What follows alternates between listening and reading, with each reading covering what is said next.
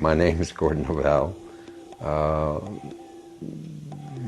I have been involved in things like Watergate and JFK's assassination and the DeLorean drama and Waco and others that would be better not mentioned.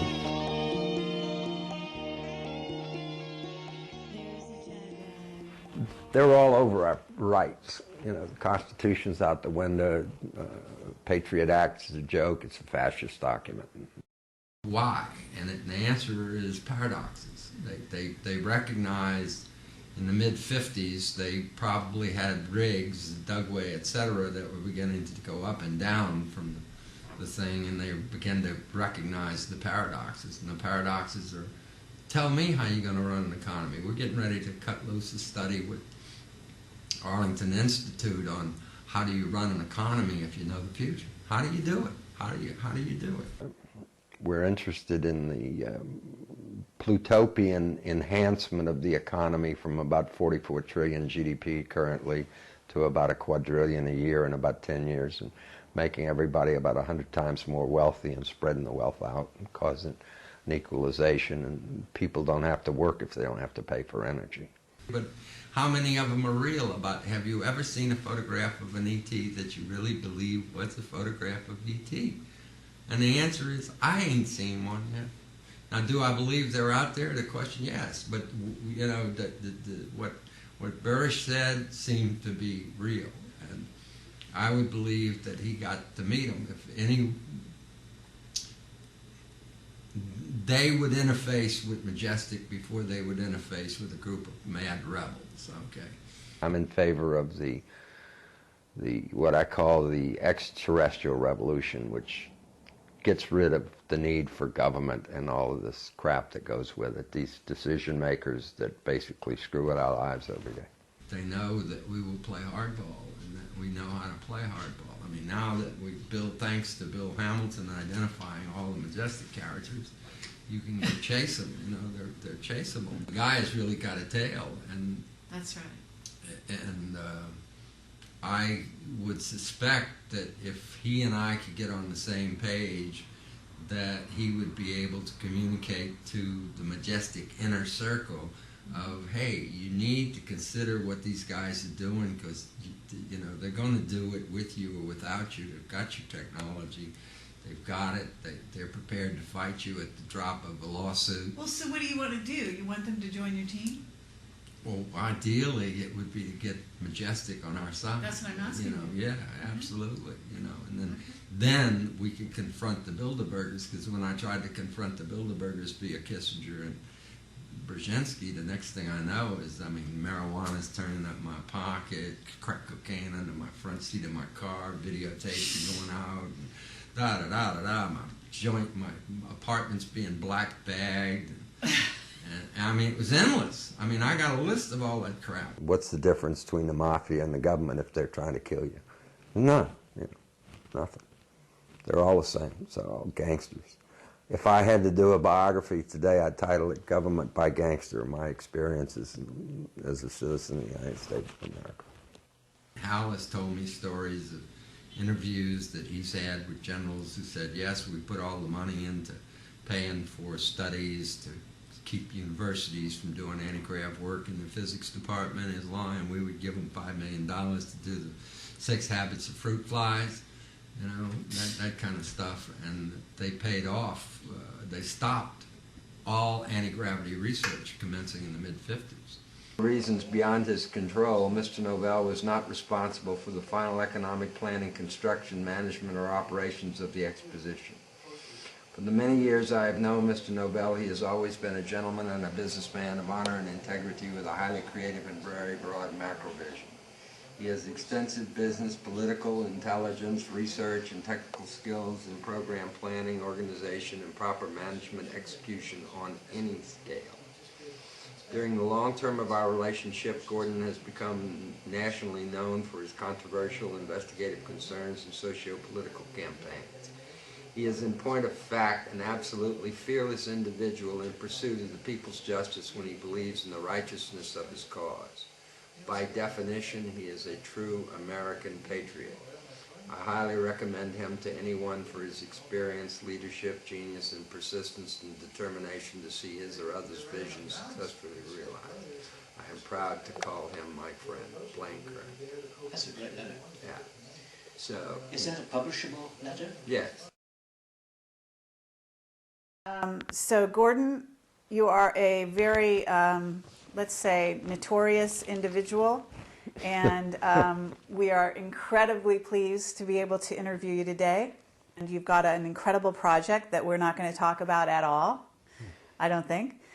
But you've certainly raised our curiosity and our admiration by the amazing amount of work you're going into to actually, can I say, bring free energy to the planet? Hopefully. Hopefully? Yeah. Okay. Tell me a little bit about who you are for people that have never heard, I know it's hard to believe, but have never heard of Gordon Noval. Well, I don't know how to, my name is Gordon Noval. I have been involved in things like Watergate and JFK's assassination and the DeLorean drama and Waco and others that would be better not mentioned that were more intelligence-oriented or foreign intelligence-oriented, so I kind of stay away from talking about that. Okay. And I have never worked for the CIA. I'm You not are- a CIA agent. I'm affiliated, I work with, and we have a mutual admiration society based upon my relationship with the individuals I work with. Okay. But And can I you don't name work those for 'em. individuals or not? I'd prefer not to at this time. I think it would be a better idea not to mention them. They're known, but there's no. I don't need the ego trip of that association. Okay. And right now you actually have a project that you're coming to Hollywood to, a movie. Yeah, That's okay to yeah, say, yeah, right? Yeah. Yeah, we're doing a trilogy project on a trilogy of films called Kingdoms Come with my co-producer Doug Ivanovich, and we're currently in the process of funding the project in the hundreds of millions of dollar level. Okay. And is it correct that the CIA is actually backing your other project?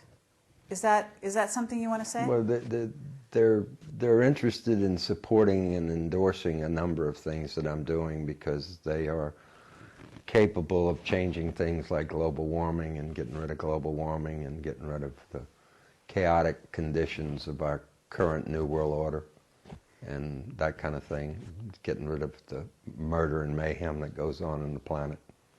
Okay. And this is now, would you say, the good side of the CIA? There's more than one side to the CIA, is there not? The CIA has multiple sides, but it's been my experience over the years that they're basically the only good guys in the entire United States government. They're really patriots. Most of them are patriots, and I personally have never known them to do anything criminal ever, and they didn't kill John Kennedy, and they didn't kill a lot of people that they've been accused of causing the death of, but I don't know that to be true, so I can tell you that my experience with them has been like dealing with Eagle Scouts. Okay. How long have you been dealing with them? Since about age 20. Did you have anything to do with the death of Robert Kennedy or Jack Kennedy? No, absolutely not. Now, why do people think that you did? Because I was I was working at the White House and then on a counterintelligence project that was kind of important, and then I got referenced over to Garrison, and he made me his chief of security, and I discovered that he was fabricating evidence, and he found out that I had discovered that, and it turned it over to NBC, so he decided that the best way was to make me his most important material witness, since he wasn't accusing me of a crime. But it cost me a lot of grief, and a lot of people thought I was involved, which I wasn't, never was involved in that. Okay. I have one of the best alibis in the world. And you actually You have a lot of feeling or simpatico, isn't that true, with what Kennedy stood for? Yeah, I was in favor of his revelations that were apparently about to happen, having to do with extraterrestrials and the technologies, and I think that they kept him in the dark on a lot of stuff, and it was one of the reasons that motivated him to want to go to the moon. So I was very pro John F. Kennedy. Okay. Very and pro. Very pro. Yeah. Uh-huh. And what about Robert Kennedy? I was personally affiliated with the Attorney General during the Garrison thing and afterwards when he ran for president. And my only feeling about him is that he probably helped precipitate a lot of the problems that caused the assassination of his brother. Okay, so... by chasing the mafia, for example. Uh-huh. Because the mafia supported his brother's election substantively, and they got very angry at him, along with folks like the ex-Galen Galen organization of the Nazis and other people like that were out to, and Majestic, I might add, Okay. were really all out to get him and didn't want him to. So Majestic was around back then. Yeah. And did they have something to do with the death of Robert Kennedy?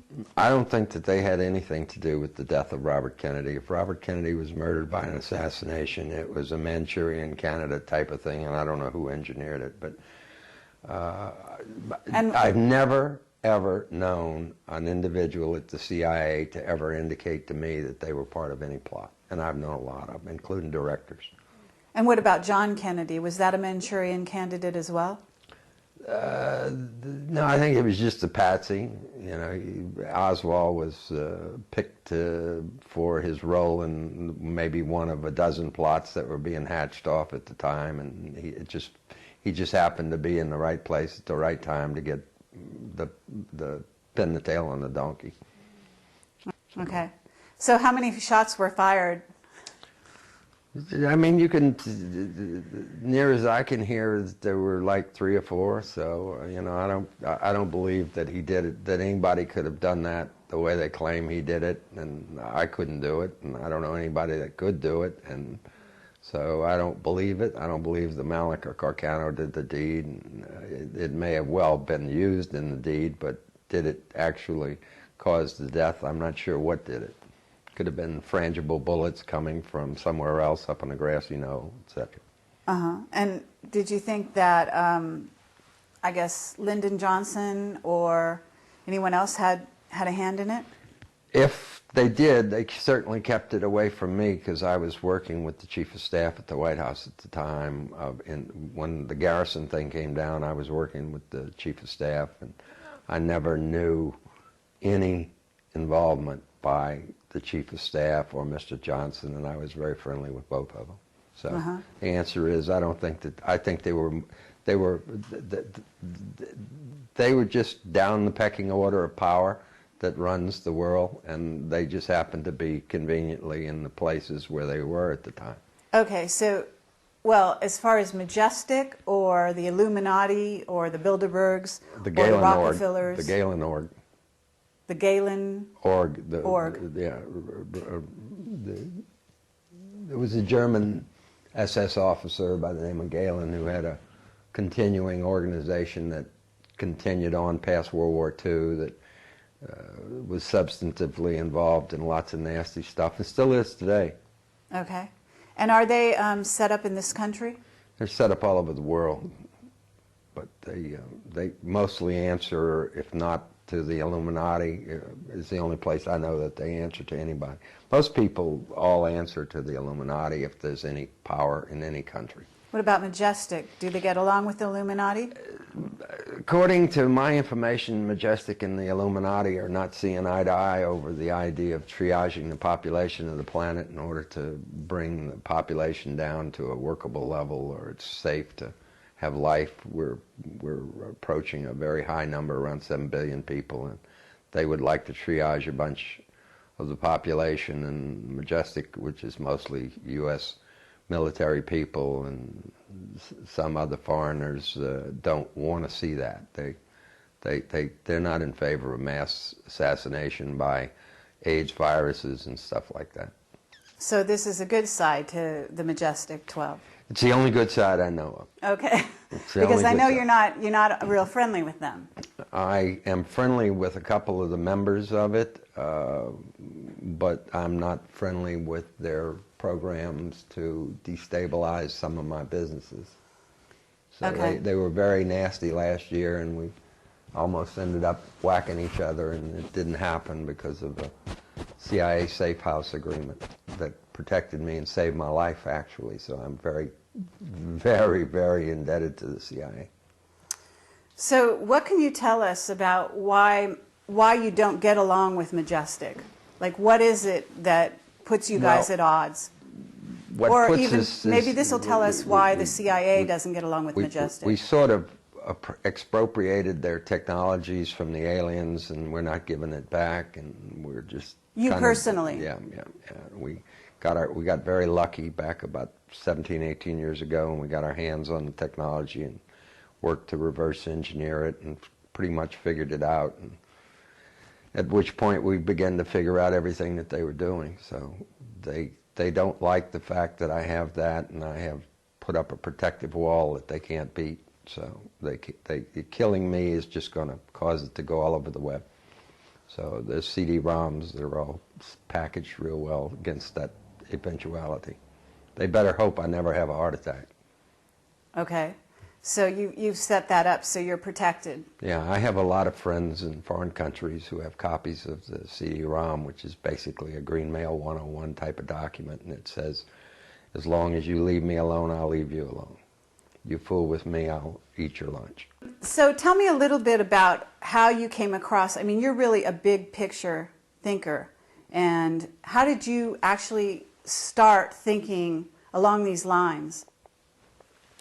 I started off as an aeronautical engineer when I was in college, and I got real interested in what makes UFOs go, and so I just kind of pursued the trail of the technology as opposed to the aliens and that kind of stuff, and that's all I do is pursue the technology, and I got lucky. Got very, very lucky and got my hands on a cutaway of their bird. And then used the cutaway, the engineering cutaways, to reverse engineer the technology. But you're not basing your theories on, say, Tesla or Otis cars, isn't that right? No, we base it on what we can see is functional and works. We know is real. We've got about 12,000 frames of film of the bird dancing around the skies of Area 51. So this is an ARV, isn't that what it's called? That's what some people call it. We call it RAM, Replication Alien Machine. Oh, I see. They call it Alien Reproduction Vehicle, and we don't do that. We are into the universality of the circuit design that they use to negate gravity, inertia, and time. Okay, so you know something about time travel as well. Yeah, a UFO is probably very much like the cars in Back to the Future. They are flying time machines. Okay. They're capable of going backwards and forwards in time. And what's your vision? What's your vision for the world? Could you tell us in general terms? Our vision is to get the energy out there so that we can eliminate oil, coal, and gas and nuclear fuels from polluting the atmosphere and causing the carbon dioxide that's creating the global warming. And that and the concomitant reduction in the cost of living by about 80% of the cost of living is attributed to the paying for energy. So if you don't have to pay it out, you get to keep it. Okay, but aren't you worried about the economy? You're actually trying to safeguard certain aspects of the economy in the process? Yeah, we are interested in we're interested in the plutopian enhancement of the economy from about 44 trillion GDP currently to about a quadrillion a year in about 10 years, and making everybody about 100 times more wealthy and spreading the wealth out and causing an equalization, and people don't have to work if they don't have to pay for energy. Okay, so, but you're worried about the bankers, isn't that what you told me? Yeah, we're definitely worried about the the paradoxes that are associated with time travel in terms of its interference and how you'd run an economy and how you'd have government. If you knew what the future's going to be, how do you have interests? How do you have stocks? How do you have bonds? How do you have banks? How do you have taxes? How do you have government? Because that's all. Okay, why just because you're going to build a vehicle are you going to know the future? The vehicle creates those problems that you must resolve before you can introduce the technology. You've got to know what the resolution of those paradoxes are. We call them, they create mindsets that are very dramatic in terms of how people's brains function. Is that because when you get in a vehicle, you're actually time traveling? Well, to negate gravity, you got to negate time, and so time is the power of the bird, and that's where the power. We don't believe it comes from space or 0 point. We believe it comes from time, purely and simply, and that energy and time are the same thing. And isn't Bill Hamilton working with you at this time? Oh yeah, yeah, he's one of my science team. Because he's written a book on time travel, I know. Yeah, it's quite accurate, I might add. Oh, very good. That's nice to hear. And what about Ramsey Clark? What's your relationship with Ramsey? Ramsey and I have been friends since I was in my early 20s working at the White House in counterintelligence measures, electronic countermeasures for the Johnson administration. I've subsequently been associated with the Republicans, with President Nixon and President Reagan. Okay, but now, didn't you call yourself a libertarian anarchist? Is that right? I've gone from being originally a Democrat to a Republican to a libertarian anarchist. I'm in favor of massive change. I'm in favor of the what I call the extraterrestrial revolution, which gets rid of the need for government and all of this crap that goes with it. These decision makers that basically screw with our lives every day. Okay. And I don't think they're necessary. If we know the future, we don't need people to make decisions for us. Decisions already made.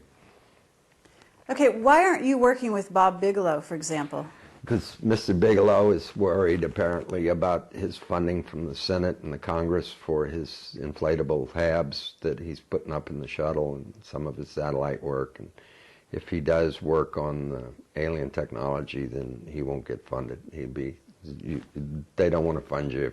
The government can't fund you if you're trying to. Is that because Majestic holds the rights over the alien technology? No, we own the intellectual property these days, and we tell them that. So I guess they probably figured out that we'd figured out how to get a grip on the intellectual property, but they don't want it out for many, many reasons. I mean, you're talking about destabilizing oil, coal, gas, and nuclear, and the banks that are associated with the cash flow, which is huge. It's 80% of the economy for the energy, and that money all flows through banks, and if the banks don't get it, what do they get? They lose about 80% of their cash flow. So is the idea that they're letting, say, the CIA is working with you on this now, because it's basically coming to an end game? Is that what? Yeah, I mean, there's an evolution toward the revelation of what the technology is to the world, and in my opinion, CIA is probably going to be the only agency that survives the revolution. I've never known one that wasn't a patriot in one way, and I mean, patriots that walk in the bullets. Okay, but are you talking about patriots in the sense the United States is going to run the world? Patriots in the sense that the United States is going to evolve along with the rest of the nations of the world into some type of new, what we call New Earth Order, or a better system of how things work, which is not necessarily a world government, but probably is more like a system where the future is known. God writes the scripts before time passes, and he knows. In most of your religions, they claim that God knows the past, the present, and the future. Well, if he knows the future, it's because he wrote the script. If you can see the script, then all you can do is live the script. So that's what we believe happens, that the forward time scanning capabilities of the technology allow governments to not have to be governments, because there's no need for decisions by bureaucrats. You don't need them to tell you how to live. it's all written out how it's going to be. It's all alien or extraterrestrial. I don't like to use the word alien, extraterrestrial civilizations.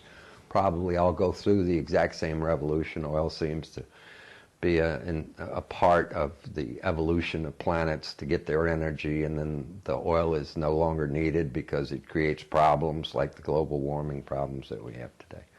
So are you building a craft to go to Mars? No, we're building power generators and technology to build starships. That's what. Okay, that's to our go objective. to the edge of the solar system? Go to the edge of the universe. We're not interested in solar system.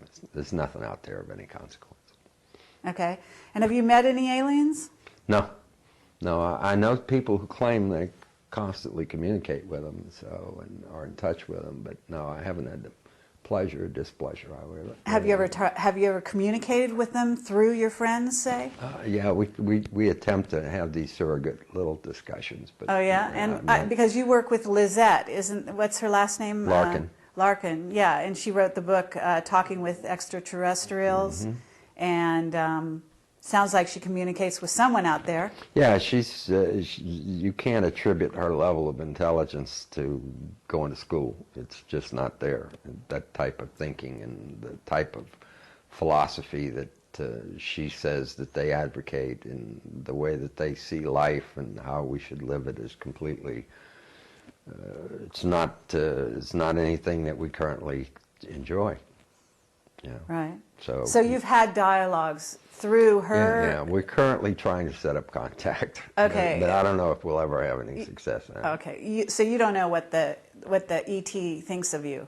I know, and In your project. I don't know whether or not they even think on that level. We are trying to find out if they do, and it's been our experience that women seem to run the future, and extraterrestrial societies are supposedly led and directed by women, so the female side of the equation. So we're very pro that idea, because women don't like war and don't like the consequences of war, and we should have more women in Congress. We'd have a much more peaceful business of government. And doesn't a woman figure pretty prominently in your movie scenario?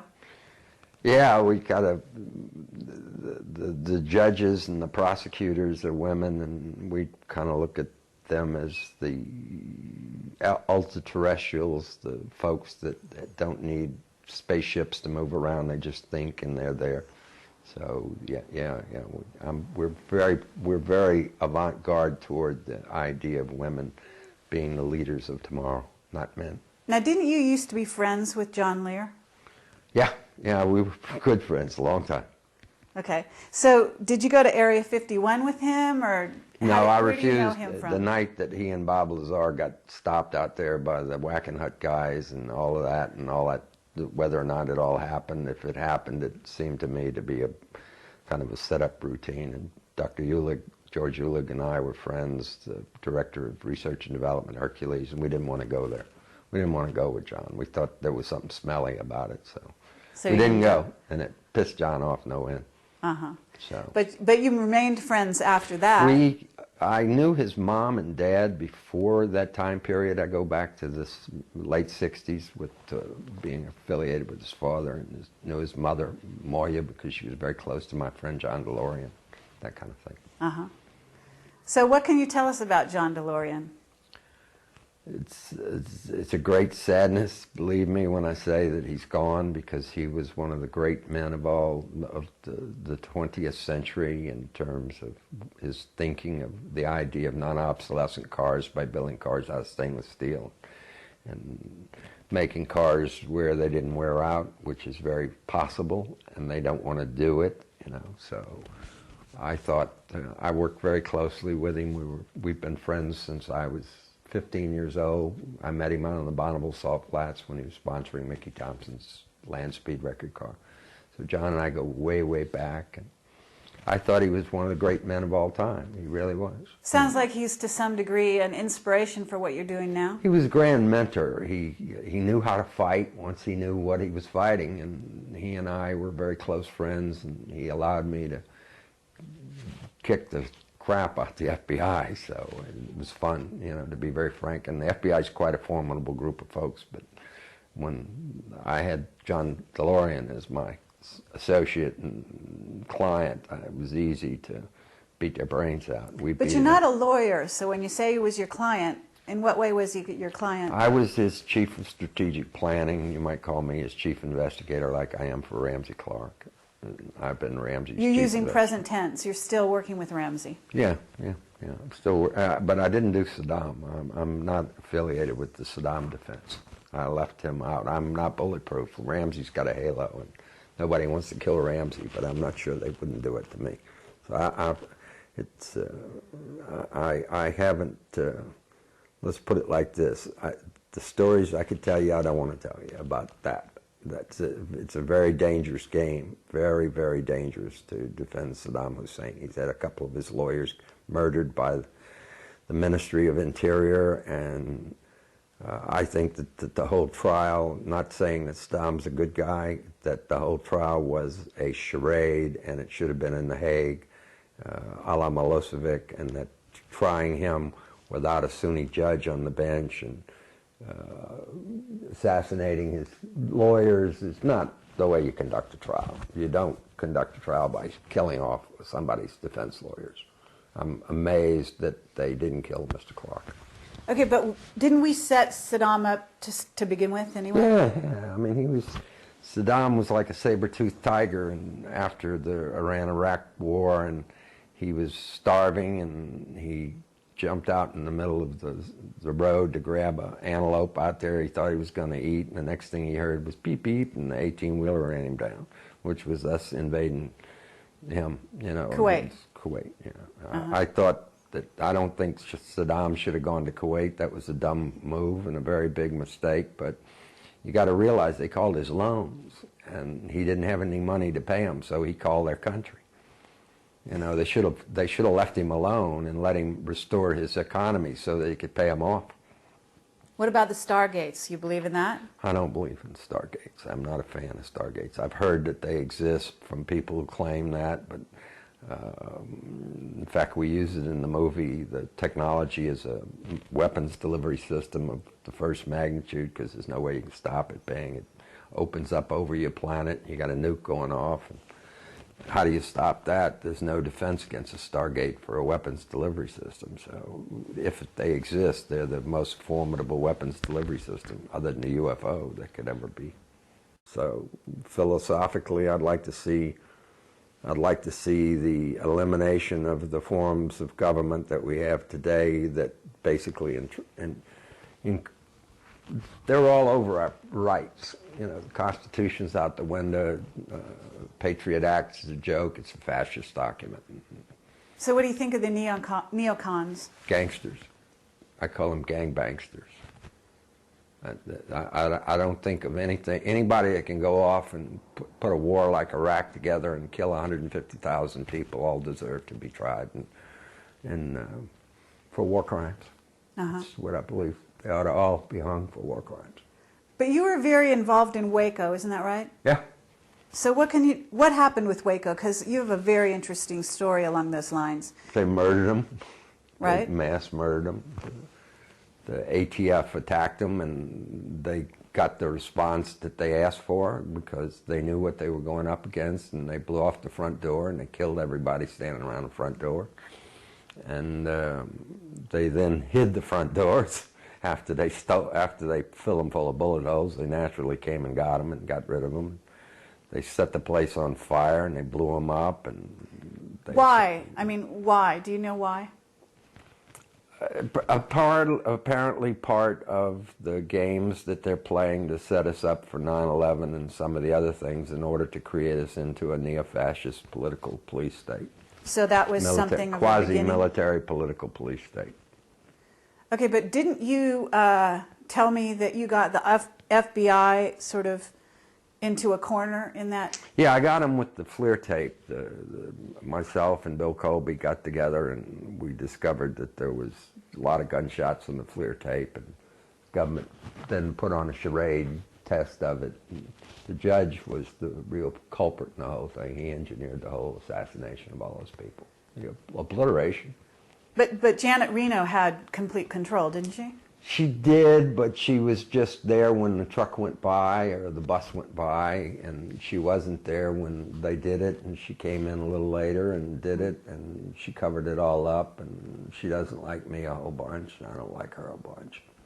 So that's about the way I consider her a criminal, you know, a major league criminal. So I consider all those people that assassinated those people, because those were a bunch of innocent people. There were children in there as well. Yeah, wasn't they killed 28 kids. I mean, but they've killed 25,000 kids in Iraq, so what's the big deal? Right. Maybe more, 35,000 children have been murdered in this war over there on terror. And how do you have a war on terror? Terror and war are all the same. It's all the same thing. One guy's terrorists and another man's freedom fighters, and vice versa. So it's a BS war, and those people we should get out of there. Okay, what about 9/11? I'm a fan of Jim Marrs. You know, Okay. I'm a believer that we probably had a big hand in doing that too, based upon the demolition of the buildings, and you can see those puffs of smoke coming from the demolition charges off the buildings. That's not, you know, do I believe that they would do something like that? Yeah. Do I believe that they would set it up? My answer is, where's Osama bin Laden? I mean, this government could find a roach in the Brazilian rainforest if they wanted to. So where is Osama? And I don't believe we're trying to catch him. I believe we have a deal with him and his family, the bin Laden family and the Bush family, like that. So do I believe that this is an honorable government? The answer is no. Do I believe that they're murderers and mass murderers? Yes. Do I believe they ought to be prosecuted in an international tribunal as war criminals? Yes. I think we need to get out of Vietnam. I mean, it's not Vietnam, but Iraq. It's not much different. It's a horror story. We're just over there murdering people. We haven't got any justification for it whatsoever. There's no just cause. Sense that you talk about, I don't know, I don't even get the lingo, but you're talking about wet. I mean, when people try to kill you, you do what you got to do to make sure they don't, or if they try to intimidate you, you make sure that they don't do it. Well, do you have a bodyguard? I mean, you're pretty brave. I'm pretty good at that myself. So you are? I can't trust bodyguards. They always end up getting you killed. Really? Yeah. And so, well, do you carry, I don't know, do you carry, as they say? No. I carry a relationship on with the big guy who protects me against assholes. Okay. That's a good way to describe it. What's MJ12's absolute sort of agenda in your view? Because I gotta feel that you guys are at cross purposes to some degree. Yeah, we are at cross purposes, but it's because I want control of their technology, so I don't have to go through the R&D process on it, and we just want to deploy it in order to prevent global warming. Because if you get rid of oil, coal, gas, and nuclear, you're going to get rid of all the pollution of the planet. But why wouldn't MJ12 want the same thing? Part of them do. Because they isn't click that true? their heels to the Bilderbergers, who basically are their power, their greed and power. I mean, they're the bankers of the world. So their desire for power is greater than their desire to protect their children and grandchildren from being buried in the same grave with them. That's how I look at it. They're Well, you're just familiar with Dan Burish, right? Yeah. And you've expressed interest in working with him, isn't that true? Yeah. So why? Because he's got wires. He's got what? He's got wires in the places where we'd like to have wires. Oh, meaning contacts? Yeah. Okay, well, what are you also interested in what he knows? As a scientist? Some of it's interesting, but I am into the idea of being able to make contact with extraterrestrials. I think it's an excellent idea that they could be helpful. They certainly have a knowledge of how to get past. They got past the trials and tribulations this planet's going through in their own society, and they evolve into what we believe to be somewhat of we don't call it utopian, we call it plutopian. Sort of a madhouse of ideas that are completely different from what we view as what we would call utopia. But the idea of getting rid of the cost of energy in our economy is really good, because that keeps 80 cents out of every dollar you spend, stays in your pocket. You get rich that quite quick. Everybody Okay, gets when rich. did you start working on this? Oh, probably in the early 70s, I got involved in really trying to run it to ground and doing an investigation in terms of trying to get our hands on the technology, and then we lucked into it one day. When you say we, who's we? Well, I have a group of folks that I call the Knights Temporal, that are the most prominent aerospace engineers and physicists in the world today, are all part of a team we call the RAM Group. We call ourselves the Knights Temporal. We took a page out of the idea of the Templars, who basically blackmailed the Pope to give him the fiefdoms over Europe that created the banking orders we have today. So, but since we believe the technology is rooted in time, we call ourselves the Knights Temporal. The alien technology, the UFO, is basically a flying time machine. That's what we believe, and that's all we know about it indicates that. Okay, so you believe in time travel, but you don't believe in wormholes. How is that possible? Well, because I don't need a worm travel if I can get across the universe fast enough. I mean, who wants a wormhole? I mean, a wormhole's an idea that nobody has been able to show me any physics whatsoever that can be happening. Maybe it can, I don't know, but it seems like it's going to take a lot of energy to keep that hole open. So do you have a degree in physics? No, I research it like I do all of my intelligence operations. Well, come on, are you a genius? I always will say that it's the most unpleasant thing in life is to have a 200 IQ in a 100 IQ world. So I don't know. I know that I am constantly offended by the ignorant bastards that live on this planet that I have to deal with all the time. And they're very dumb. So, and one of those ignorant bastards stole your girlfriend, is that right? Which one? Which one stole? I don't know. I'm asking you. What they did was they basically knew that I was working on paradox research for the university, one of the universities that we have involved in it, and that they knew that I was fooling around with something that was very psychologically dangerous. And they took the advantage to take some love letters and rewrite them like you would fake a tape and sent them off to her, and she took umbrage, and I haven't been able to put it back. And you're looking maybe with your movie to rekindle the love of your life? Yeah, is that right? I mean, I give my right arm to do that, but I mean, you know, if she wants to, as I've told her, she's going to have to stand behind the Ashley Judges and the oh, come on Janine now. Turners and the Salma Hayeks to get the job, unless she's sweet. No, Yeah, I don't know. Okay. So what else can you tell us about why you pursue this with such really almost, I don't know, fanaticism? Pursue what? Your idea for this craft, building a UFO in essence. Well, we're not really interested so much in building the craft. Building a starship's wonderful because the craft are shuttlecraft. The UFO is a shuttlecraft or a starship. Okay. In most instances.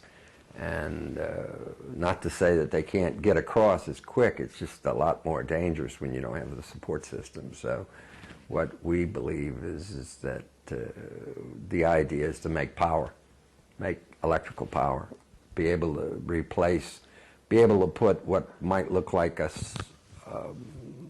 silo at a utility grid site where they have a relay station and just put that there and get a gigawatt out of it.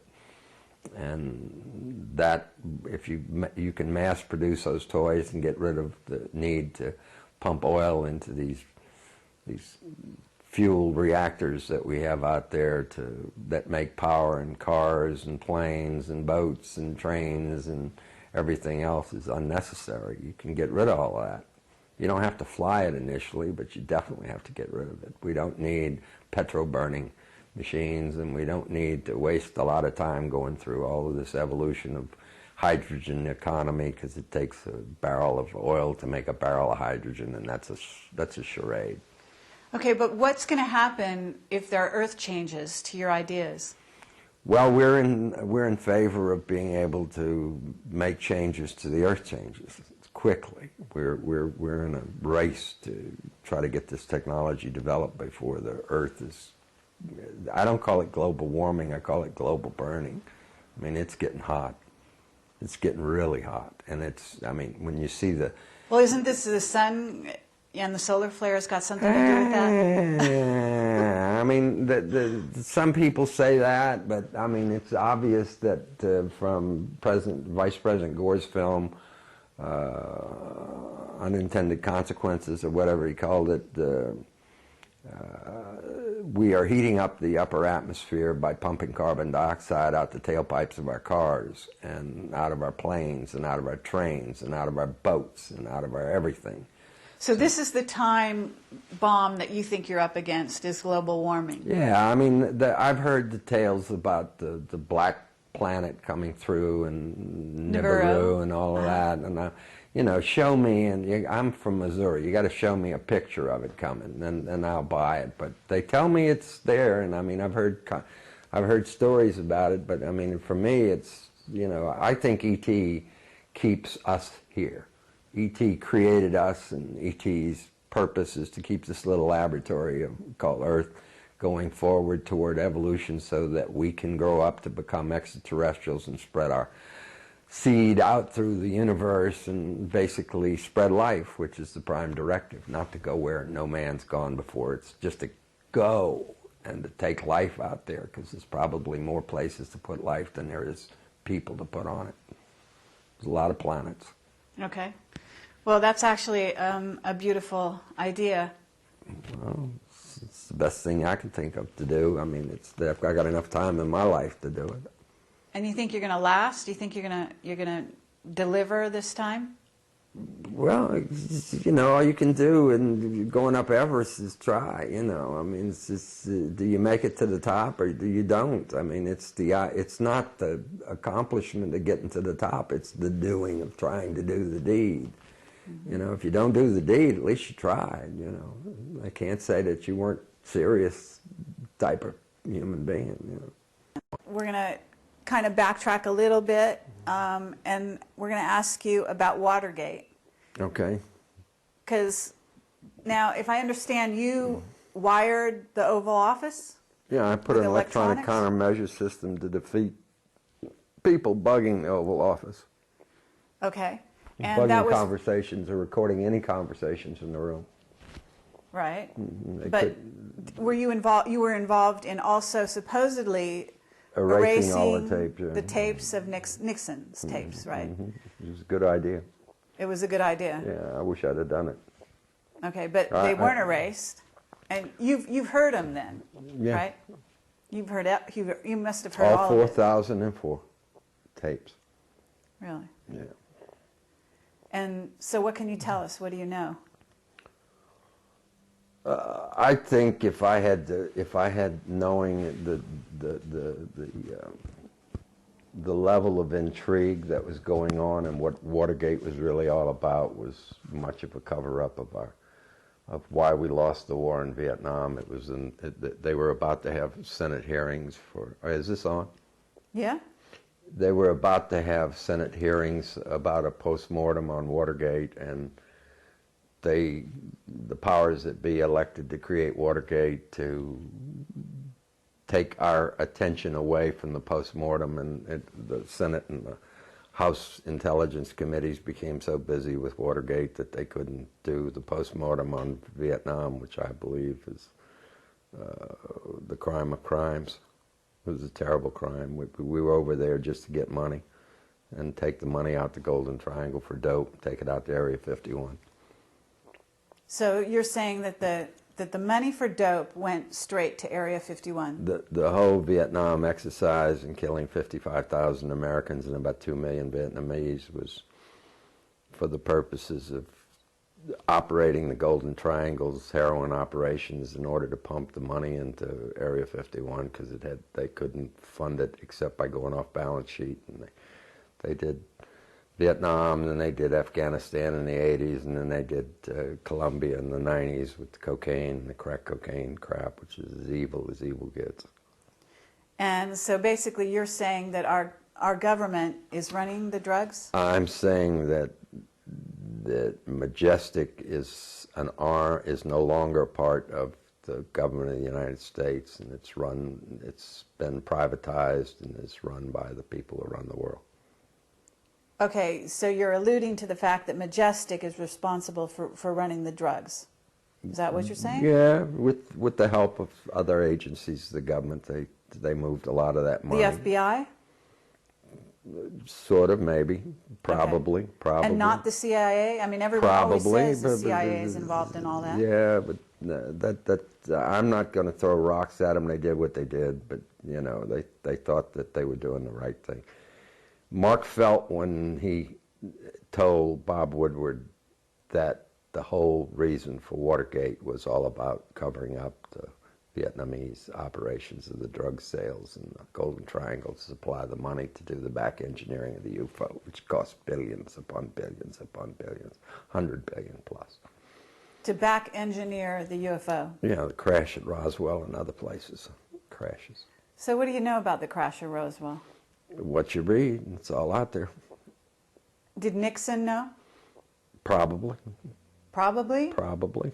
Are you saying probably because you know, or are you saying probably because you don't want to be probably on the record I don't want to saying go you know? I don't go on record. I don't know that he knew for a fact, but I had information when I was at the White House that he was doing that. Okay. That he recognized that Watergate was an exercise that he didn't understand by intelligence operatives that were just a bit sharper than him, like McCord's putting the tape on the door twice so that the guard would get him arrested and that kind of crap. It's just, it's beyond the pale. Anybody that if you find that somebody is taking the tape off the door that you're using so you can exit the place, and you go put it back, then all you're asking for is to get arrested. So McCord, in my opinion, set the president up. And Liddy was a pawn, and he was used miserably by the guys who gave him the gemstone graphics that were used to cause all of Watergate. Just what I know. Uh-huh.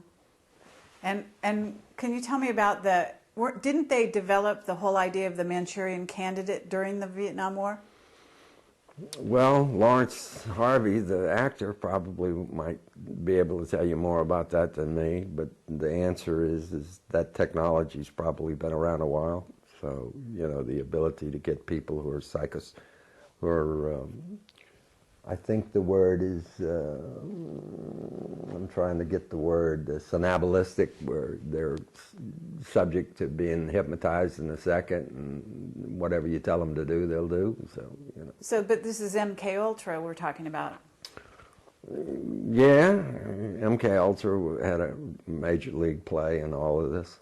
So, who's running MK Ultra type of research now is anybody's guess. It isn't CIA anymore. I like to think I had a hand in causing that to go away from Langley. You want us to believe that Langley's not involved in that, and other people are? Yeah. And because the idea is that one I've side never is known with CIA to be a bunch of assassins. They're just too classy. They're not into whacking people as a course of reality. And you're not holding on to any kind of notion of honor because this is the only shred of honor left on the planet that you can believe in? I have never known anyone that I've ever been associated with in CIA to be a criminal. Ever, ever, ever. Okay, can you tell us about J. Edgar Hoover? He's not a nice guy. I don't think he was a nice guy. Okay, he wasn't a nice guy. He spied on everyone, right? That's indicated, yeah. Okay. That's probably true. But what did you had some kind of real dealings with Hoover, didn't you? Yeah. Do you want to tell us about that? It's all that you're going to do is it's just going to piss off the FBI, and they're going to want to fight some more, and I don't want to fight with them. I mean, I like to think that I'm the guy who put the dress on him. He deserved to wear the dress, so let's leave it at that. Didn't Colby dead? Yes. How'd he die? He drowned in 3 feet of water. How do you do that? You get pushed. You get your head pushed under the water. I see. And do you know who did the deed, so to speak? There was a lot of dying going on around the FLIR tape at Waco, and the chief, the guy who did the forensic work, he croaked at his desk, sitting at his desk, and just suddenly decided to die, and nobody ever gave me a decent pathology report on his autopsy. And Colby was right in the middle of it, and he was the one who helped me get it all out. So we thought it was going to sink the FBI. I mean, the CIA was very anti-FBI in that time frame, and they were in my corner. I mean, it's a well-known fact, they were really in my corner. So what we were doing was trying to prevent any more assaults on religion by the FBI. We were not, leave the kids alone. Don't kill the kiddies. And that was, Mr. Clark is, in my opinion, a lot of people think he's the grand contrarian. He may well be, but and remember, I come from a Republican background, so when people talk to me about Ramsey, I tell them, look, he's got a halo. As far as I'm concerned, he ought to be. If I can get him canonized as a saint when he dies, I'm going to do it, because I think he's a saintly man. He's represented all the bad guys over, but they deserve to have the best representation they can get. Everybody deserves a lawyer. Okay, I don't care what you accuse people of, they deserve the best representation they can get. And I've known a lot of them over the years, including directors. And what about Bobby Inman? What's he involved in? He's reputedly MJ4, but whether he is or not, I don't know. He's a nice guy. He and I are friendly, so I don't say anything negative about Bob. I don't know anything negative. So isn't he pro-disclosure? Didn't we hear that? Well, we hear it, but it's one thing to hear it, and it's another thing to do it. It's one thing to say it, it's another thing to do it. So. What about John Gannon? You know who he is? Yeah, but You think he's involved in Serpo? I don't know. I'm not a fan of Serpo. I'm kind of negative toward beyond disclosure and that kind of stuff. You're negative. What do you mean you're negative beyond disclosure? I think that the people that there are a lot of people out there that supposedly are pro-disclosure are nothing but MJ-12 disinformation ops. And they probably operate under the cover of the DIA, who I have great admiration for also. I've never known those guys to be really bad, other than to do the disinformation thing. They seem to have a heavy hand in the disinformation game these days. What about Benowitz? Did you know Benowitz? Yes, yeah. We met him, and we thought that somebody had spun his loop and put him into a condition where... Somebody. What about Rick Doty? Did he have a hand in that? He obviously had a hand in it. Did he do it? Was Benowitz already on the slippery slope of mental disorder? I don't know, but apparently if he was, they made sure they greased the slope a bunch more. So I always thought Benowitz was a terrible crime. I mean, it's just a criminal activity. Did you know Bill Cooper? Yes. What did you think of him? I thought that he ought to... to be very blunt with you, I think Cooper was a patriot in his own way, but he was a bit more aggressive than I am and wanted to fight at every drop of the hat. He once threatened to kill John Lear over me, and I was there the night that he did it, and he thought that I was majestic, and that was just BS in the maximum. And so Cooper probably peed off the cops enough to get himself shot. So Well, he was heavily involved in outing Waco the way you were. The difference between him and me outing Waco is I was actually physically doing it and putting it into the record of the case. I was actually doing the investigations that brought up all the crap, that burning them up and gassing them and shooting them and just basically murdering them. When you say you were involved in the investigations, does that mean you do your own investigation, or do you have somebody do it for you? I did my own investigations for Mr. Clark. Yeah, and I provided Does that him. mean interviewing people? Does that mean That researching paperwork? that meant everything. I interviewed all of Koresh's wives and got to talk about his sex habits and da-da-da-da-da, which was cute. And so, yes, I got to interview everybody, and I was well known for doing that. And I was very proud of it. And the fact that we lost it says something to do with our fascist judicial system. So do you think that Operation Paperclip, they brought a bunch of Nazis over here? I mean, tell me you're not using some of those Nazis in your group. Well, they're not part of my group. They're gone. They're mostly dead. I mean, all those Nazis from World War II, the scientists that were Beth and all those guys were all gone. Kamler, I mean, they're gone. There's no, they don't. But they had a They'd big be 90. hand. They'd be 105 years old. Okay, but they had a big hand in the development of the atomic bomb. Yeah. I'm a strong believer that Farrell wrote a good book when he wrote SS Brotherhood of the Bell recently. That's good. It's very good. So I believe the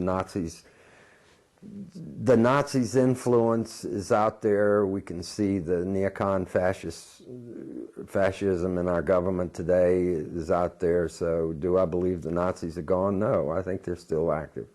Many of them, and they still believe the same evil crap they did then. So you've never met an ET.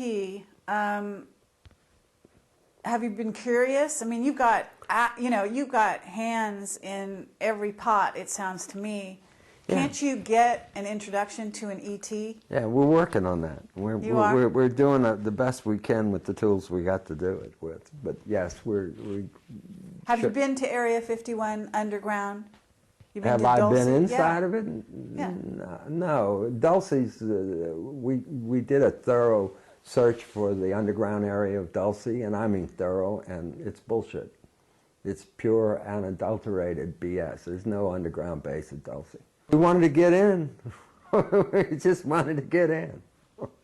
And we bought into the disinformation long enough to get close enough, and we spent 4 or 5 days trekking the Archuleta Mesa and went all over the place and used seismometers and everything to try to find out if there were underground holes, and we didn't find any of that. Did you use any Native Americans to help you out? Yeah, we talked to all the Apaches out there, and it was just BS, just BS. It was a disinformation operation.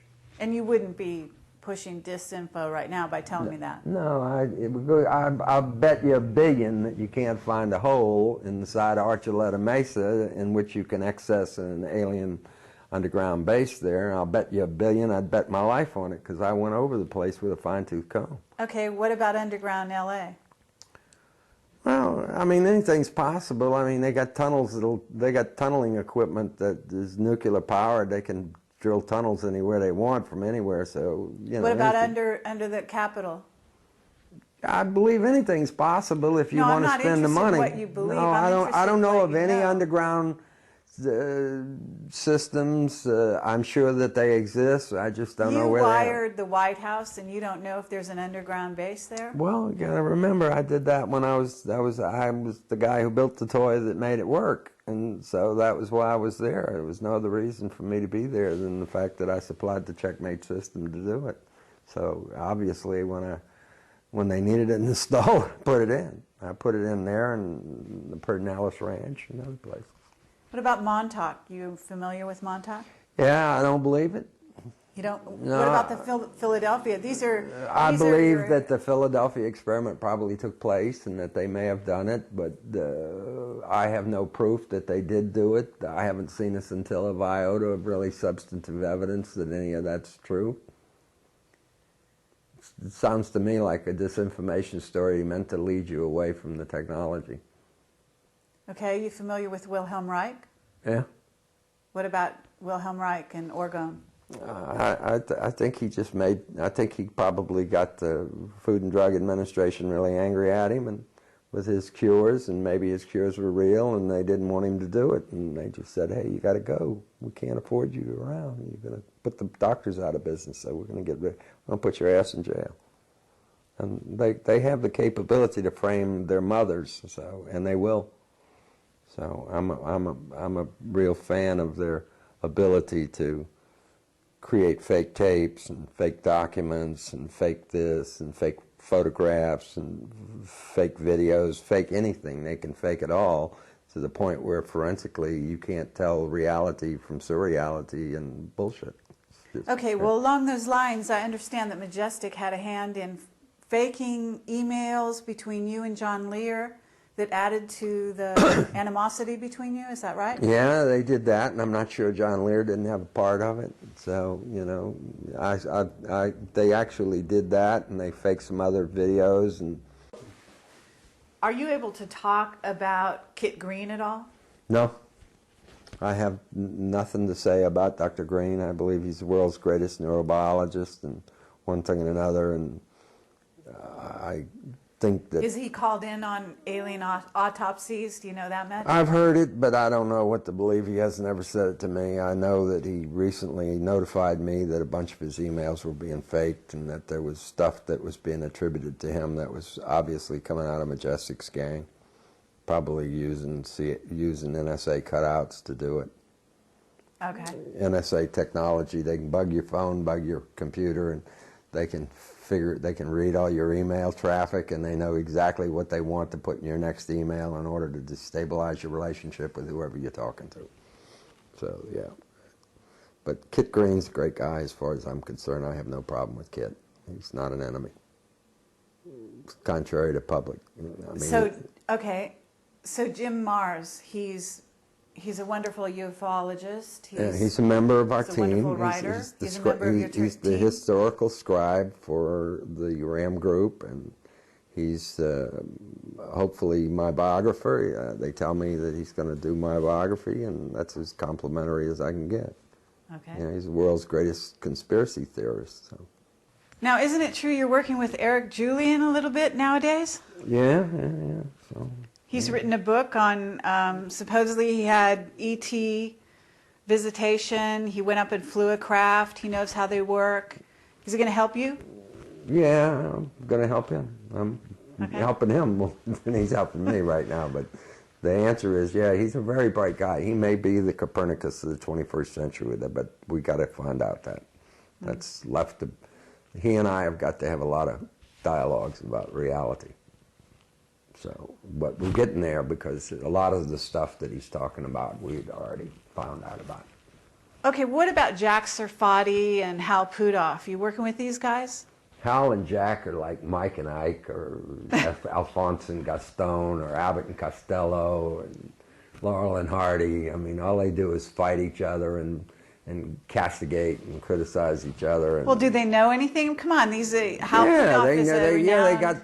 they got it's sort of like everybody. It's like they've got a little piece of the puzzle. It's like I've got the proverbial elephant. Somebody's got a piece of the tail, and another guy's got a leg, and another guy's got a trunk. Everybody's blindfolded, so they all have a little piece of the elephant, but they don't know the whole elephant. So you know. Do they try to work with you? Oh yeah. Yeah? We get along fine. Okay. I get along fine with Hal and Jack. Jack is sort of a bit of a maniacal ego with a huge NIH, not invented here factor, and Hal is a much more level guy with different ideas. And one of them is into white 0 point, the other one's into dark energy 0 point, and they have their theories, and we don't even believe in any of that. So we have our own theories. Okay. Our theories are based upon having discovered what we have discovered. So I mean, Hal is the chief scientist, and Serfati's welcome to come aboard, but he's got to stop throwing rotten tomatoes at Hal. You know. What do you mean? Hal's your chief scientist? The last time I checked. Really? Yeah. How about that? How about that? Yeah. It's a matter of record. Okay. So they all attend the meetings of the gang whenever the gang's coming together, and they stay tuned to it because it's an alternative. It's an alternative to what they're doing. They got to keep a bet on that horse. It's in a horse race of 3 or 4 horses. You got to keep a bet. You got some remote viewers on your team?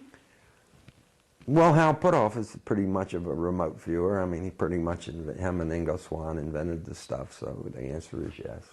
Are you saying Ingo's part of your team? No, I'm just saying that we've got remote viewers. We use the remote viewers for Okay, so security you know you're going to be purposes. successful? I proctoscope the government every so often with remote viewers. Yeah. Just but- like they proctoscope me, I proctoscope them. Okay, And but if I- are you going to be successful? I mean, are they telling you the future? I think the only reason I'm not dead at this point is that they know I win. They know from forward time scanning that me and we'll call it me and my coterie of patriots. We call ourselves the Earth Patriots in the film, and so we win. We win. We can't lose because the planet must continue. God didn't develop and go through all of this and create this giant civilization and just to wipe it out because somebody didn't want to stop burning oil. What is this about Starport that you're trying to tell us about? Well, you logically can't go forward toward the development of starship technology unless you're going to build starships. And where you're going to build starships is only one plant big enough on the planet to do that, and that's the Michoud facility where the Saturn S-1B and the Saturn V, those are the moon rockets, and the shuttle main tank are done because it's got the largest bay area, and that's where we believe they're going to be built. And it sits in the middle of a piece of property that we are working now with the governor of Louisiana to develop into a project called Starport, which is an air-sea rail truck container and spaceport for launching starships as freighters and as aircraft to move passengers, and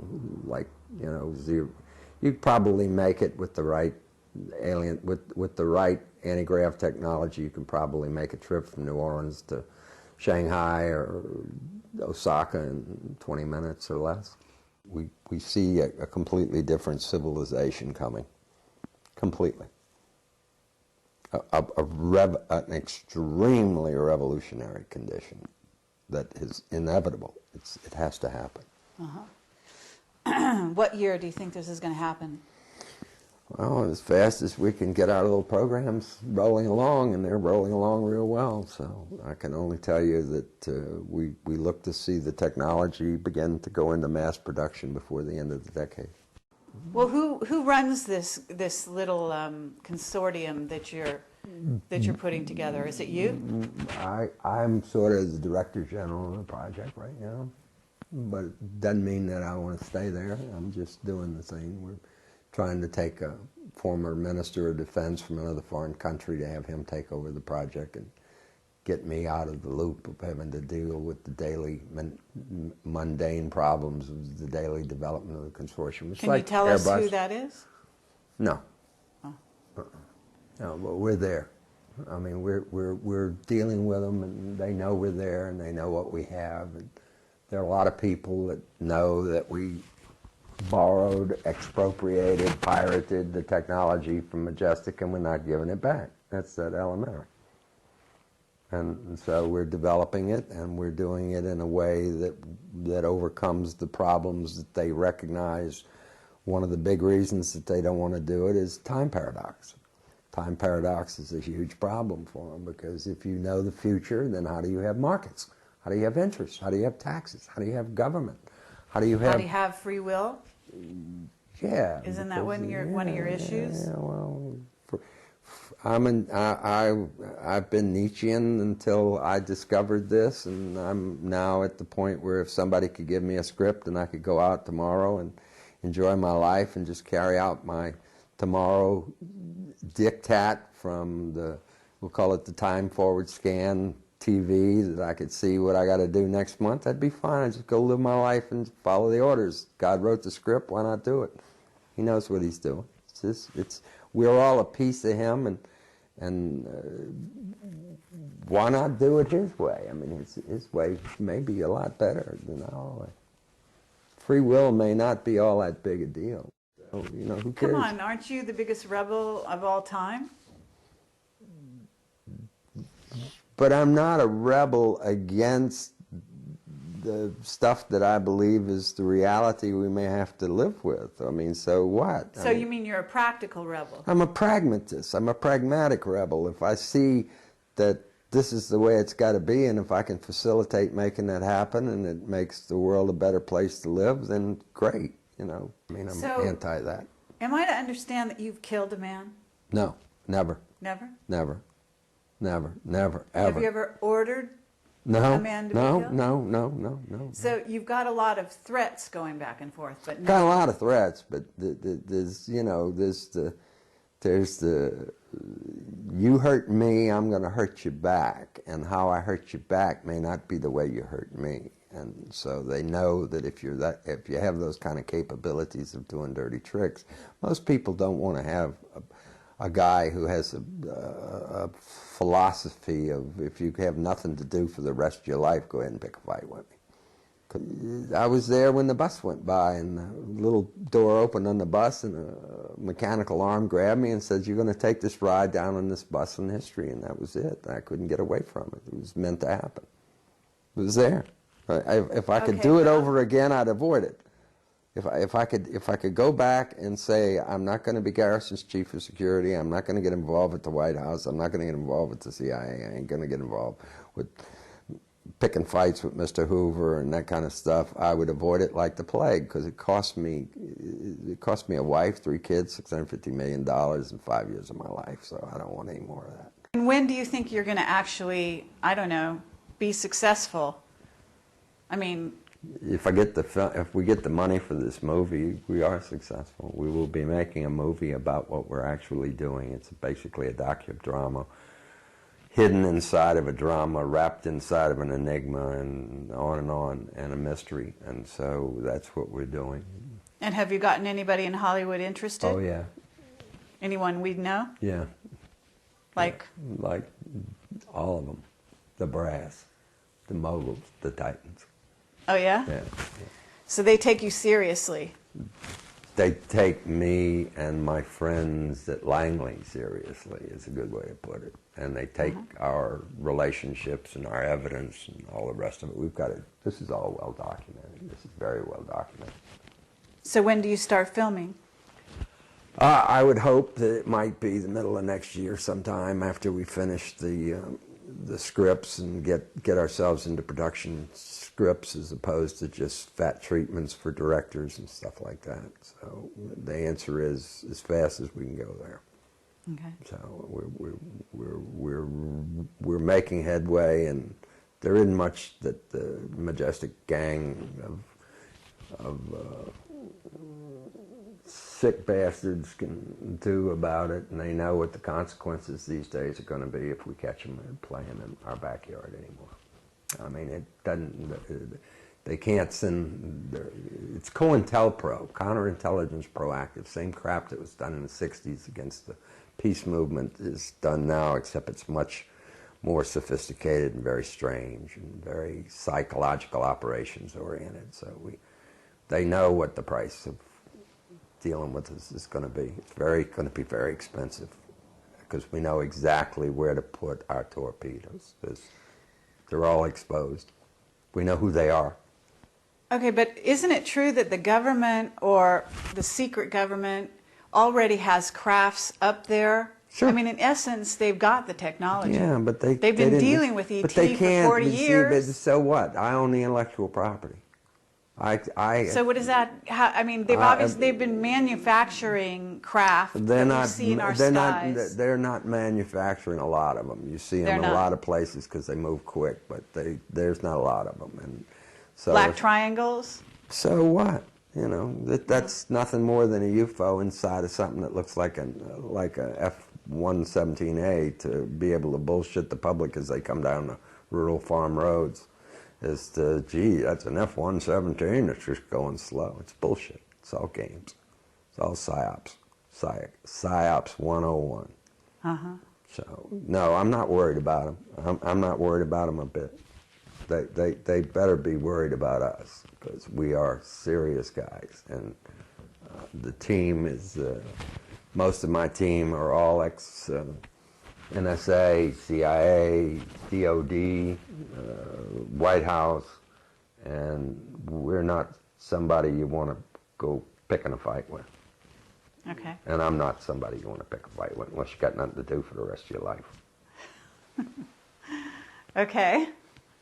Well, I have no desire to pick a fight with you. I'm not saying I'm a badass. I'm just telling you that I've had a lot of experience dealing with gangsters, gangbangsters and gangsters of every level in society and in our government. And what's the difference between the mafia and the government if they're trying to kill you? None. Nothing. They're all the same. So all gangsters. If I had to do a biography today, I'd title it "Government by Gangster: My Experiences as a Citizen of the United States of America." How's your conscience? Yeah, I sleep well. You sleep well? Yeah, I used to know Paul Tibbets, and he bombed Hiroshima, and I used to ask him, I said, how'd you, he said, I slept well. He said, so I killed 200,000 people, so what? He says, I stopped a war from killing another 2 million Americans. So, I mean, my conscience, I have no problem with my conscience. I've never done anything that I am really ashamed of. And notorious or quasi-famous or interesting fellow, you know, that type of thing. All I've done is I was there when the bus went by, and the bus of history brought me aboard, and I just took the ride. Why do you think you're not actually interviewed all over the place? Because you know a hell of a lot. Because I avoid it like the plague. If it wasn't for you and I getting along, I wouldn't do this. And the fact is, I want some factious advantage right now, which is to put out enough of this to keep the guys, because we're getting really close to snagging the golden ring and off the carousel. And I would like to stick around a while. And if you hurt me, you're going to cause a lot of grief, and my son's going to be very angry, and my friends are going to be very angry, and those little CD-ROMs are going to fly all over the planet, and you're not even going to be able to protect the revolution. If you have the revolution without preconditioning in the situation, you'll have chaos. It'll make the crash of 29 look like a tea party. So do they want to fight? Go ahead. Pick a fight. You got nothing to do for the rest of your life. Go ahead. I'm here. I'm easy. I'm not hard to find. So the bottom line is that we need to go way beyond the Peace Corps, and we need to form entities within our governments, all governments, with the prime directive to establish peace on this planet in this decade. So you want to put on your sunglasses and What for? just to give us the sort of Give you the incognito. I'm not James Bond. We like to think we eat those guys for breakfast, but the bottom line is that we're just human beings that learned how to fight.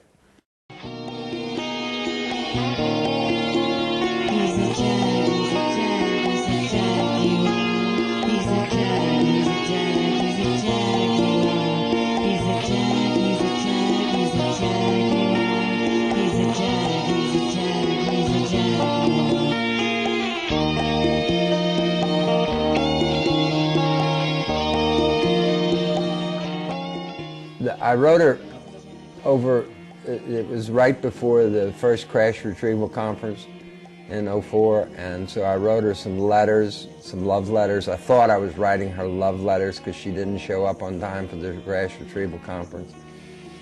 And as a result, when I went back to my computer to look at my letters that I wrote her, I could not believe that I wrote them. Okay? Now, what we've just discovered, and I can show you the discovery by Kit Green, is that he caught Majestic altering his emails, completely like you would fake a tape. I had caught him doing that last year when John Lear and I got into it over Lear threatening my life, okay? How did they alter? So, I wrote John an email, and the next thing I know, the email that I wrote is not the email that I wrote. It's on my computer, but it delays. It doesn't come right back. They take there, and they sit there, and they remodify them. And I remember some of the changes. So I called my friends up, and they're actually altering my emails. He says, I don't know how they can do that. I said, well, they're intercepting them and doing it. Do they do that with the intention of creating conflict? Oh, yes, absolutely, absolutely, absolutely. And one of the things, he's from... Kit writes a letter saying, don't tell anybody that's fooling with these paradoxes, be very, very careful, because they'll create a psychomimetic state akin to LSD, mescaline, psilocybin. Your mindset for a period of time. We didn't know how long. With me, it lasted about 4 or 5 days, because I just wrote a blitz of letters to her and didn't remember writing them. They, A, must have been on the phone. B, they knew about this paradox thing from prior work, so they knew when all of the conversations were going on between me and the university that I was doing them, that they would they'd alter my psychology. Here we go. Secret Anthologies of an American Enigma. Here's my black curriculum vitae, but it doesn't have it doesn't have the supporting documentation. If you will sit down here, you can read all about the black side of me. I've got a white curriculum vitae too, but this is my black curriculum vitae, which is supported by nothing but documentation. I have it, but I don't have the documentation scanned into the computer. And that's absolutely not for the public domain. Absolutely, this is the truth. It's Mr. Noval retained as chief of security for New Orleans District Attorney former FBI agent Jim Garrison's official investigation of the assassination of President Kennedy. Because of Mr. Noval's secret relationship at the Johnson White House, he quickly discovered that the alleged facts of Jim Garrison's official state of Louisiana conspiracy investigation were entirely woven out of whole cloth. At the direction of his White House contacts, Mr. Noval secretly supplied this information to a former high-level FBI agent and chief aide of former Attorney General Robert Kennedy, then working for the NBC White Paper Special News Unit. District Attorney Garrison immediately responded by accusing Mr. Noval of being a CIA agent, calling him the most important material witness in his alleged conspiracy to assassinate Mr. President Kennedy.